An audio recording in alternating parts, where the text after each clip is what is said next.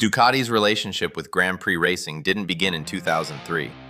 It started much earlier, and not with a red missile covered in winglets, but with a 125, a small bike, light, and obsessively engineered. Here's the uncomfortable part. While half the internet repeats that Ducati's identity was born with the MotoGP Desmosedici, the real seed was already there in the 1950s. In a cylinder head, in an almost obsessive idea. Control the valve when it opens, and also when it closes, without leaving that job to a spring. Because that was the limit of the era. Courage wasn't missing. Talented riders weren't missing. What was missing was mechanical control at high revs. When the engine climbed in RPM, the spring could lose rhythm. The valve stopped following the ideal cam profile. It floated. And that's when the tragedy began. Loss of power, reliability hanging over the edge, and sometimes the kind of failure that turns a racing engine into an expensive puzzle. Then Fabio Taglioni appears, not as a magician, as a real engineer, the kind who doesn't decorate the problem, he attacks it.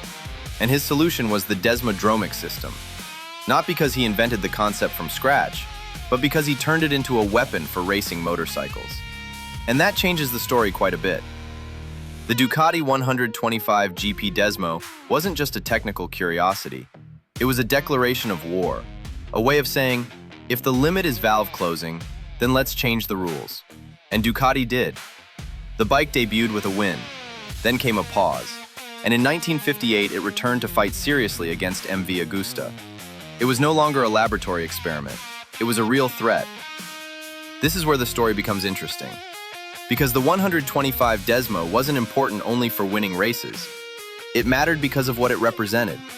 A small manufacturer, with fewer resources than the giants, trying to win not with a bigger checkbook, but with mechanical intelligence. That sounds heroic, and it is. But let's not get too romantic, because Desmo also came with a bill. More precision, more adjustment, more complexity, more dependence on expert hands. And when a technology gives you an advantage, but demands brutal discipline in return, the epic story looks great in a museum. Inside the pit box, it's a different conversation. That's what makes the 125 GP Desmo an even stronger story today. It wasn't just a motorcycle. It was the first moment Ducati defined its character. Brilliant engineering, unconventional solutions, and an almost chronic tendency to turn technical ideas into brand identity. Sometimes with good reason, and sometimes with a fair bit of theater. Because yes, part of the Ducati myth was born here. Not in the age of TFT dashboards, not in the aerodynamic wars, not in the age of algorithms. It started with a 125 that wanted to go beyond the spring. And that, even if it complicates the easy narrative, is far more interesting. Now, just because the story is big, doesn't mean it's clean. And here comes the uncomfortable question. Was the 125 GP Desmo the definitive proof of technical superiority? Or the first chapter of a mechanical religion Ducati later learned to sell extremely well? Because the nice statistic does exist. In 1958, Ducati fought for the 125 championship.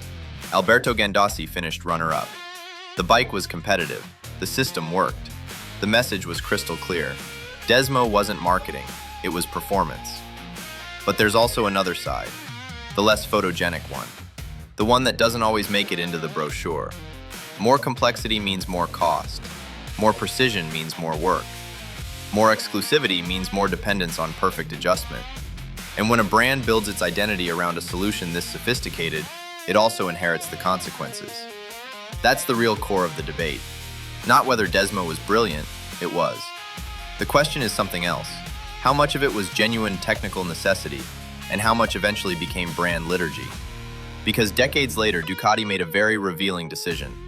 In road engines like the V4 Gran Turismo, it went back to springs. Not out of romantic betrayal, but for clear objectives. Less mechanical stress, longer service intervals, valve checks at 60,000 kilometers, greater ease of real-world use. And here the irony writes itself. The brand that turned Desmo into its emblem also told you that for certain motorcycles, springs were the better technical solution. It doesn't sound as epic. It sounds a lot more honest. That doesn't kill the myth, it matures it. Because Ducati's soul isn't in a single component. It's in the obsession with being different, sometimes through a brilliant solution, sometimes through a practical one, and sometimes by blending both with a marketing campaign pressed perfectly flat. Seen today, the 125 GP Desmo wasn't a deception. It was something far more interesting, a technical masterpiece that later became a symbol.